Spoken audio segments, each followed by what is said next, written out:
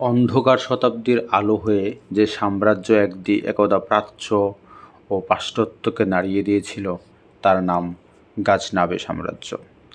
জন্ম হয়েছিল এক তুর্কি দাসের হাত ধরে, সুবক্তগিন, যিনি একদিন ছিলেন নিছক এক বণিকের গোলাম, কিন্তু তাকওয়া, বীরত্ব আর জ্ঞান দ্বারা নিজেকে প্রতিষ্ঠিত করেন একজন শাসক হিসাবে। দাসত্বের শিকল ভেঙে তিনি রচনা করেন এক নতুন অধ্যায়।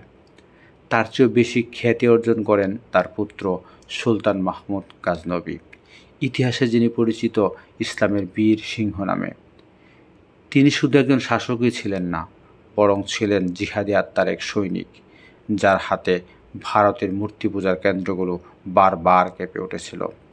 মাহমুদের শাসনকালে গাজনবী সাম্রাজ্যের পরিধি বিস্তার লাভ করে এমন এক মাত্রায় যা কল্পনার অতীত। দক্ষিণে ভারত মহাসাগর, উত্তরে উরাল সাগর, আর মাঝখানে বিস্তৃত বর্তমান আফগানিস্তান, ইরান, পাকিস্তান, ভারতের বিস্তীর্ণ অঞ্চল, তাজিকিস্তান, উজবেকিস্তান, তুর্কমেনিস্তান, কিরগিজস্তান। আর এই বিশাল সাম্রাজ্যের রাজধানী ছিল সেই প্রাচীন শহর গাজনি, যা আজকের আফগানিস্তানে অবস্থিত।